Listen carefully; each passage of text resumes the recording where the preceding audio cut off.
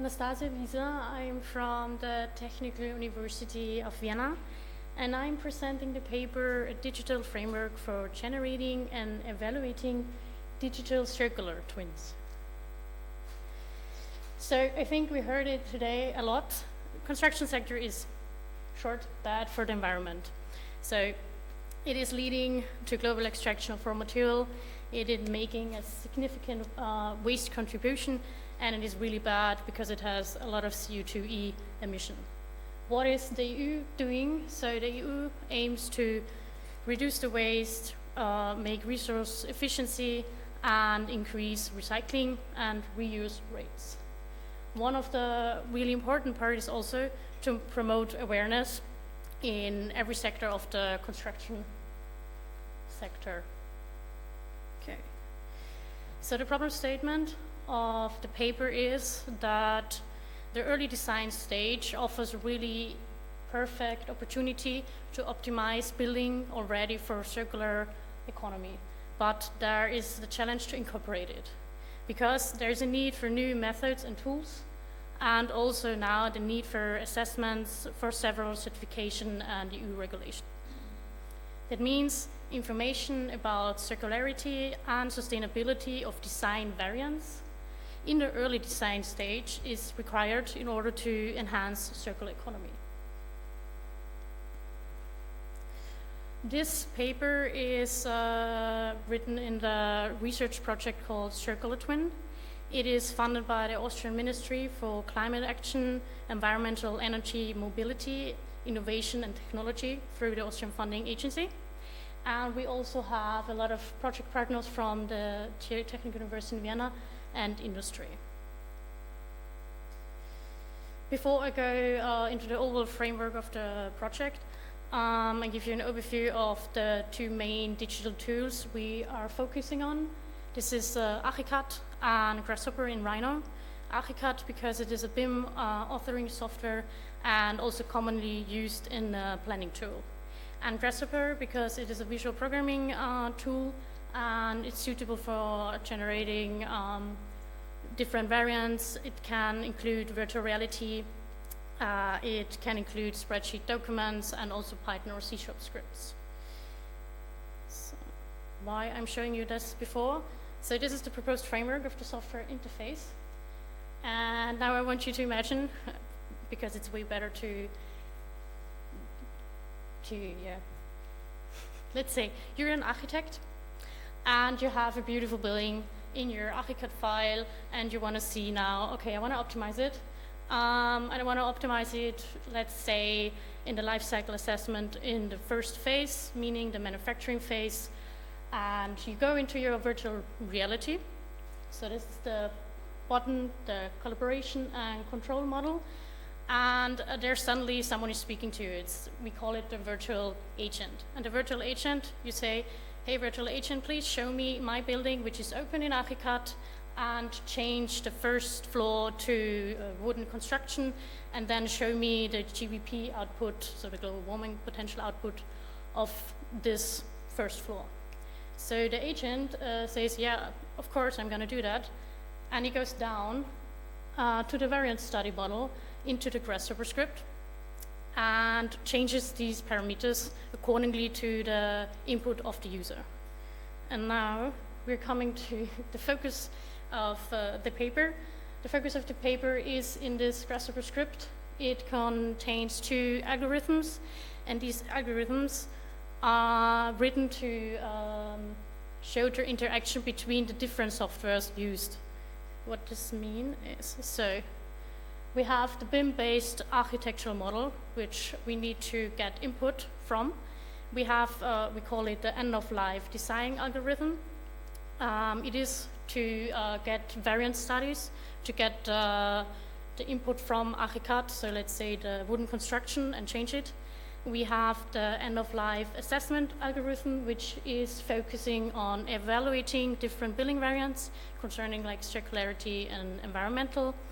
And we have the virtual platform with the included virtual agent.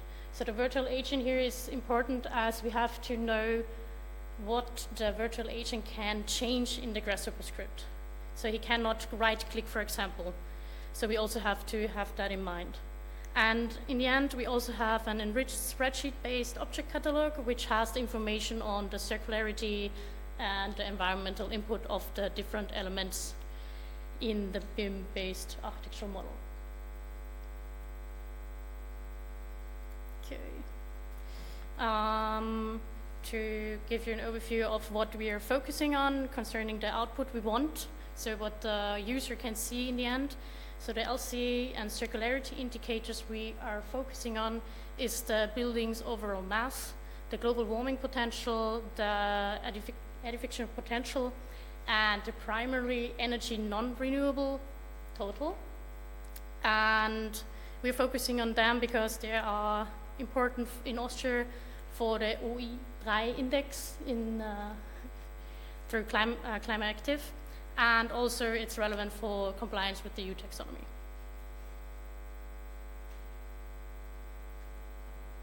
Okay, so now we go a little deeper into how the process and data requirements to develop the EUL algorithms in Grasshopper is constructed.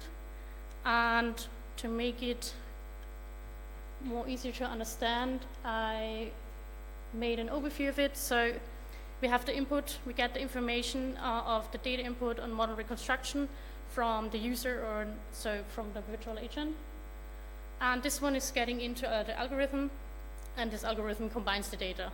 So it's with the variance, it's also with the GVP, and when it's finished, it gets to the visualization part, and the virtual agent shows you what you said you want to see.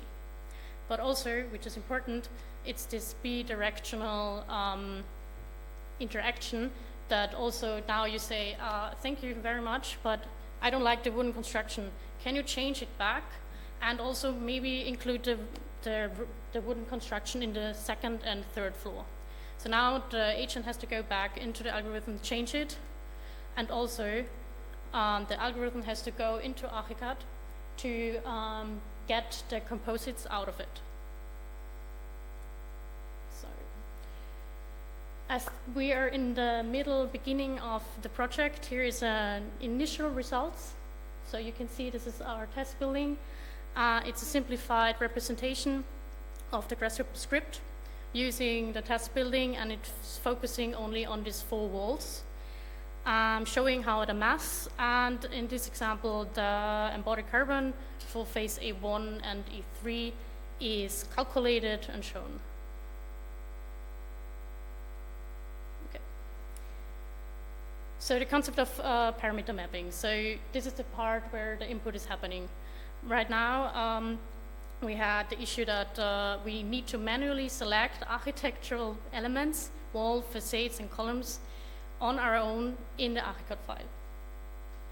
And to do that, we need to extract the details for creating digital geometry. So this is when the digital circular twin comes in mind, because we need to extract the information we get from Archicad to visualize it in the virtual reality. And another point is that we had to include a custom property set added in Archicad, because we couldn't get the net volume out of the IFC elements.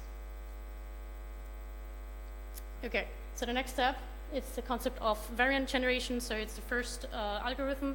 Here you can select the components, describe it in the object catalog, and are included with the live connection to Archicad. And here it's also important to include the virtual agent. So we are only allowed to use number sliders. And you can see quite well. So the pink bubbles mean here the virtual agent can change something.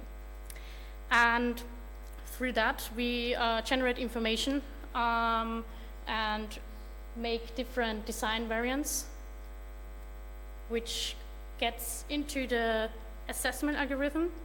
And for that, we included 2 Python scripts to get the data we need from the components out of the spreadsheet-based database outside, and also to get the density of the materials, as it is not retrievable through BIM.